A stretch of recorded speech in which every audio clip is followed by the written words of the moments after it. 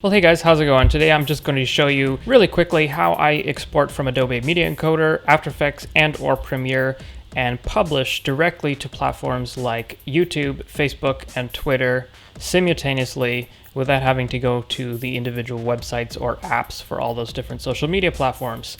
And if you guys do a lot of publishing on social media, this will really speed up your workflow, and it's something that can be done effortlessly and easily without any special plugins or any technical knowledge, thanks to Adobe Creative Cloud. So I'm just going to basically open up my desired timeline. This is just a little intro I've done for my video recall series, which is a kind of strange pseudo-documentary series on banned and recalled VHS and video cassettes. And I'm going to hit Command M here on a Mac, or you can go to File, Export, Media. And that's going to bring up our familiar export dialog, which basically allows us to change any of the settings so that we can create a video file appropriate for any given platform. So if I was to create, for example, an archived version, a really high quality, something that I could edit with later on or use to encode in any different format in the future, my go-to is a QuickTime file encoded in 422HQ, excuse me. And you can see here I've got a few custom presets around that codec that I use all the time. If you guys haven't done that before, QuickTime in that format, you just go down here in the video codec section on the video tab, and you'll see you have the 422HQ format. And I would highly suggest if you're doing anything in HD or 4K, that's a great kind of middle ground for getting a near lossless quality video file that's still reasonable in size and doesn't take too long to render. Then we can go down here and just click Match Source to make sure that we have the right aspect ratio and pixels and everything else. So if you're going to do just one file, if you only have time for whatever reason to create one file, I highly recommend going with that format. And if we go over to our Publish tab here, the very last tab in this second section, this is where the magic happens. You can see right away we get checkboxes for all kinds of different social media platforms and a few other options. The first three here, I'll just explain really quickly, are associated sort of with Adobe's Creative Cloud suite. So right away we have Adobe Creative Cloud, and if I toggle the drop down here, we'll see it's going to create a file of this video in my Creative Cloud local folder. And it's also going to duplicate that onto the cloud or back it up on my Creative Cloud. And I think most plans come with about 100 gigabytes of file space there. It works just like Dropbox or any other cloud-based service. We have Adobe Stock, which is Adobe's photo and video stock website, Behance, which is sort of a portfolio site, and then we get into some social media stuff. And we also have an option here for FTP, which is great if you want to send your video directly to a server without the need of an FTP client. You can just enter your credentials and it'll go there automatically. However, the great thing about Adobe Media Encoder, which you will have if you have Premiere Creative Cloud or After Effects Creative Cloud, is that you can queue videos in all different formats and just walk away from your computer or continue to work in a different application. It can continue to render in the background and even publish to social media platforms as you work. So for example, let's say here I'm going to create this sort of archive QuickTime file on my hard drive. But I also want to publish one to Facebook. So right away, I'm not going to select any of these publish options, but I'm just going to use my 422HQ preset, which I've created before, and hit Q instead of export. And that's going to open up Adobe Media Encoder automatically. And there it is, and it's ready to go. But we can also create a smaller file, for example, an MP4 file, the same way. And most websites now and social media platforms prefer video in the H.264 compression format, which is also used for a lot of pretty much any streaming video, to be honest, at this point. You know, Netflix uses this codec, YouTube uses this codec. It's pretty much the go-to, and you'll see when I select H.264 in the presets, these are not my custom presets. These are things that Adobe provides for social media. And if you select, for example, Facebook 1080p HD, that just is a full HD Facebook file. And what it's going to do is optimize your settings so that it creates the smallest file size possible with no discernible loss of quality on that specific platform. So we could go ahead and queue a different video for each individual platform, but I find these settings are close enough that if I select, for example, just YouTube 1080p HD, because I know my timeline is a 1080p HD timeline, it's going to create a video file that I think is pretty compatible with just about any social media platform. And now that I've selected MP4 instead of QuickTime, you'll see it's created an additional option in the Publish tab. Now I can publish to Twitter, because Twitter is the only social media platform of the ones listed that doesn't accept QuickTime files. So basically, the options on the Publish tab just reflect the video codec that you've selected. And I can go ahead and just start checking the boxes of the social media platforms that I want to publish to. So let's go ahead and click Facebook, and right away we'll notice the preset has gone from my YouTube 1080p to quote-unquote custom. But have no fear, it's actually not changed any of the output information or settings. Don't put too much weight in this, guys. It's just reflecting the fact that it's not just exporting a YouTube file, it's now also performing these other actions. So it's already logged me into my Facebook because I've done this previously. If I wasn't logged in, you guys would have a little login button here, which I'll show you later. And when you click this, it'll ask you to log in with your username and password, and then authorize Adobe Media Encoder, or rather authorize Facebook to allow Adobe Media Encoder to publish on your behalf. And the interesting thing with the Facebook tab, this is sort of a quirk, but it's just going to say none, and that's actually essentially what you want to see if you want to publish this directly to your own personal timeline. If you want to publish to a page that you manage, for instance, here's a list of pages that I have access to, or clients that I've worked for, so I can select any of these individual pages, but I just want it to go to my own timeline. So again, I want to see none there. I can enter a title for the video, I can enter a description here where it says post, and then I can select my privacy settings. So public is just going to basically post it for everyone on my timeline, but I can also just post it privately and then share it with individual people or change those settings later. And you'll see there's also checkboxes here for delete local file after upload, and that's just if you don't want to basically save this specific MP4 for Facebook on your local hard drive, which I don't need to do because, again, I've queued up that nice big QuickTime file as my archive copy.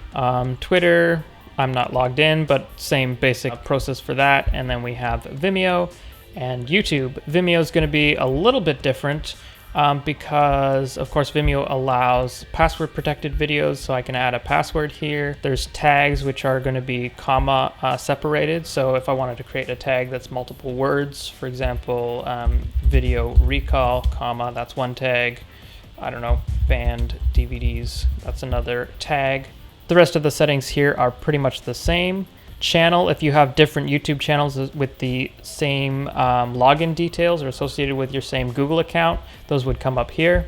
I can select any of the playlists that I have already created on YouTube. Unfortunately, you can't associate a video with multiple playlists through this method. I can enter the title here, just put video recall intro, introduction for video recall series. And you'll notice that under privacy for YouTube, there's private, public, and unlisted options. There is no option for scheduling a video, unlike on the YouTube platform itself, unfortunately, but there is sort of a workaround for that, which I'll talk about later. Tags, again, comma separated, so video recall. So in this example, this is one tag, and that's another tag. One thing that's really cool about publishing to YouTube in this method is that you can actually select any single individual frame from the video you want to be your thumbnail, which you can't even do on YouTube's own website.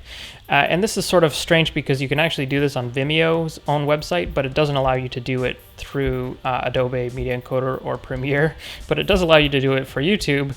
Anyways, the way to do that is basically to just scroll to the video you want to be your thumbnail, and then click this Use Current Frame button, and you'll see that this timeline will now reflect the timeline in your source monitor, and that's going to be your thumbnail. However, you can also select an image file and upload a custom thumbnail. So here I can just say choose file and go to my desktop and use this white version of the logo. It's not going to bring up a preview, but rest assured it's going to use this PNG. So just make sure it's something that's really compatible with YouTube. Obviously that it's the right dimensions, you know, a 1920 by 1080 file, that it's in the RGB color space, and it's a reasonable file size and all that good jazz. And again, we have an option here to delete the local file after upload. So with all that out of the way, I think we've covered most of the options for publish settings, and I can go ahead and click Q. So here we've got my QuickTime archive copy, which I could have started rendering already, and we've got my H.264 file for social media. And if you want to double check any of your settings, you can just click here again where it says QuickTime or H.264, and it's going to bring up that same dialog, and you can confirm again that you've basically got all these publish settings checked and all your settings are correct. Now note that if I was to change this format here, for example, if I change to QuickTime, right away it's going to basically unselect all my publish options. So you really do have to select the video type and codec first before you make any changes to the publish tab. But that's okay because I really just want to publish to YouTube today. So I'm going to check this again. And notice that basically I can click OK and go ahead and render, but it's actually going to fail later on because I'm not logged in. So you do have to be a little bit careful using this method. There's not a lot of dialogues to really warn you when things are wrong. The same might go if you had a giant file and you were trying to publish to Vimeo or YouTube. It might not recognize that the file size is too large or that your thumbnail is the wrong type. It's not going to flag you on these things, so you just have to be a little bit more cognizant of what settings you're using and make sure you're logged in. So I'm going to click log in here, and you guys will see a authorization pops up for my Google account. And then it's basically going to ask me to allow Adobe to manage my YouTube account. And I click allow, and now it says, now you can see that I am successfully logged in. And again, I can confirm that it's publishing to my BuzzCuts channel. And I'm just going to leave it at unlisted for now. So it's just another sort of gotcha with this program that I find it does sort of log out of some of the accounts on occasion automatically. It usually saves your login details, but you should just double check before each export that you're correctly logged in. So I'm going to go ahead and click OK. But there's an even quicker way to create different video outputs from the same source file. And that's when I click on any of the videos here in my queue. You'll see there's a couple buttons up here, basically to add source, which would be to add a whole different video, or add output. And that's what I want to click right here. And it's just going to add a separate line item that basically uses the defaults that I last used. But let's just say I want to export this video to Vimeo as well, but I don't want to use the YouTube output settings because I just happen to think that Vimeo's output settings, is going to make the video that much better. Just want it to be really crisp and make sure it's the best it possibly can be on Vimeo. So I hit that H.264 link again, and I'm just going to change the preset now to Vimeo. Where is it here? Vimeo 1080p HD. And in my publish settings now, I'm going to go down to Vimeo, make sure that YouTube is no longer checked, because this one is just for Vimeo. It's logged in, there I am, and channel none, because on Vimeo, I believe you can only have one channel, but regardless, that's basically just the default main account. Viewable only by me, I'm going to leave this one private, not going to fill in the description, and I'm going to click OK. So here we've got my YouTube version and we've got my Vimeo version. And you can also change the actual video duration if you wanted to trim out a section. Here's my YouTube version. So let's say if I scrub through the playlist, I have a little generic video here of a film projector. I'm going to use this as my end screen. I'm going to add basically a little subscribe button and some other, maybe another video thumbnail here to link to a different playlist or video. Got kind of a weird codec playback issue on that one frame, which is interesting. So I'm going to trim out that one frame. And then I can basically, once I've selected where I want the out point here, I can either hit O on my keyboard or I can click this little set out point button. And again, make sure that YouTube is still checked in, status is logged in, channel is correct, and everything else is ready to go. Awesome. So just to recap here, we've got my QuickTime 42HQ master, which I could also create by just adding a new output. But then I've got the separate line item, and I know that these are my H.264 social media versions. And again, I could publish to different social media platforms from just this one file, but I've created a different file basically to optimize it for that platform specifically. So this one's optimized for YouTube, this one's optimized for Vimeo. Now, when I go ahead and start this queue, we can basically see as it renders each version. Now I've just started the queue here. We can see it's rendering my QuickTime version. And let's just say that I've changed my mind and I also want to publish this Vimeo version to Facebook. No problem, I can make changes even as it's rendering here. So I can go down and check Facebook and make sure that I'm logged in, pages none, privacy, private. And I'm okay with deleting the local file after upload. So I click OK. Now it's already started on the version for YouTube, and you'll see it's added a line item here. So this is the actual encoding of the video. The subheader here is basically to indicate the progress in actually publishing it online. So this is going to become a status bar as well, which will indicate how much it's uploaded and when it publishes on YouTube. So there it goes, and now that it's publishing to YouTube, it's not encoding, so it's not tied up, and it can go ahead and start encoding the H.264 for Vimeo. And then we've got our separate line items here for Vimeo and Facebook. So this is for publishing or uploading to Vimeo, and this is for uploading to Facebook. And at this point, obviously, I can walk away from my computer. I can go back to editing a different video, or even doing effects in After Effects. It will slow your computer down to some extent when it's still encoding, but it's great that you could still have the option to continue working. Now, the one downside with this method that you guys have probably thought of, again, is that you can't schedule videos in advance. Obviously, it takes as long as it takes to encode the video, and then it publishes right away. So for example, I often like to publish my videos early in the morning because that's when I have the most subscriber activity, and it's when I get the most what they call watch time velocity, which plays into into YouTube's algorithms. And videos with more watch time velocity, which is basically the number of people who view the video in a short period of time, the more of that you have, the better the video will be surfaced in search results and suggested videos. So for argument's sake, let's just say that I've been working all night and it's 5 o'clock in the morning, but I don't want to publish my video yet because I know that my peak subscriber activity doesn't occur until 7 in the morning. Now, this method unfortunately only works for instances where you want to publish within the next 2 hours, but it can be helpful nonetheless. So I'm going to go ahead and go File, Export Media again, and I'm going to basically go through the same motions here, YouTube 1080p, and this one's just going to be for YouTube, so I'm going to uncheck Facebook, and I'm going to check YouTube. This time it remembered my login information, which is great. Playlist, I'm going to leave on none. Privacy unlisted, and I'm going to hit Q. But instead of hitting play right away, I can go up here to Media Encoder and go to Preferences, or you can hit Command comma on a Mac.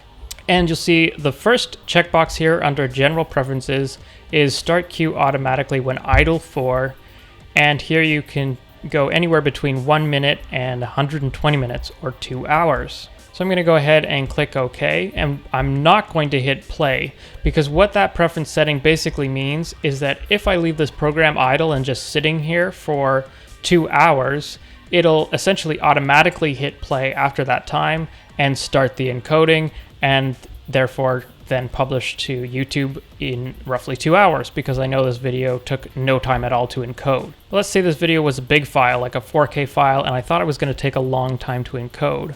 Well, one thing you could do is basically set it up and just hit play, and right away down here in remaining, it'll give you a time estimate.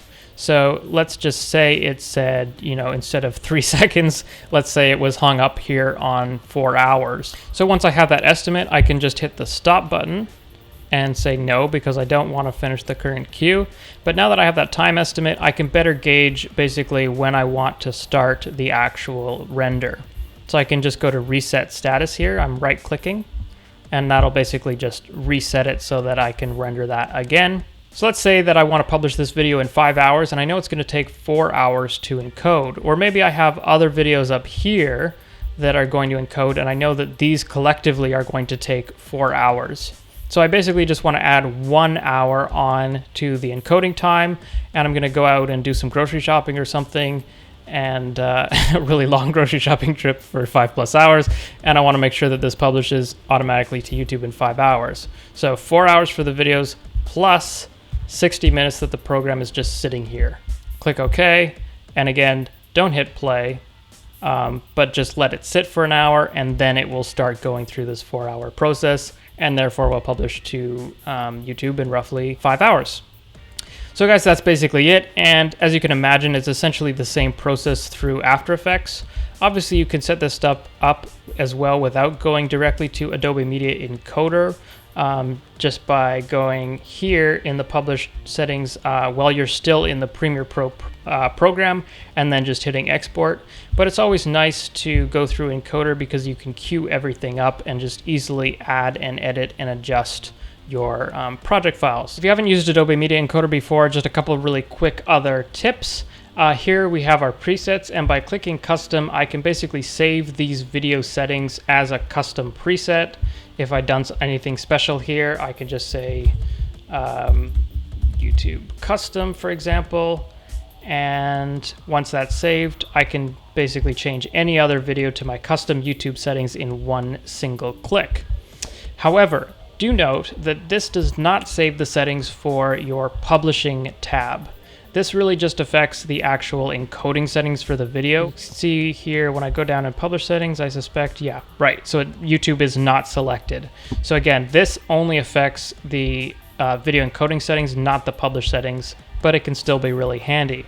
Over here, where we click the output link, that basically just determines where the video is saved on our local hard drive or desktop before it is uploaded, or if you didn't click delete after upload, where it's going to stay.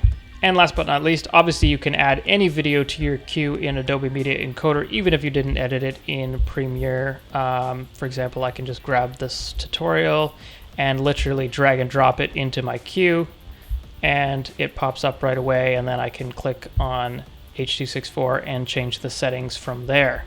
So guys, I just wanted to share really quickly how I publish directly to social media platforms, especially YouTube, directly from Adobe Premiere and also Adobe After Effects and Media Encoder. I hope that was helpful, not too confusing. Let me know if you guys have any questions, guys, and let me know what your experience has been with Adobe Media Encoder, and if you have any special tips or tricks that you use to queue and schedule videos in advance. And I'd certainly be happy to make a follow-up if you guys have any specific questions. Be sure to hit a like if this video helped you out, and be sure to subscribe if you want more tutorials on Adobe Creative Cloud software. Thanks so much, guys. Talk to you later.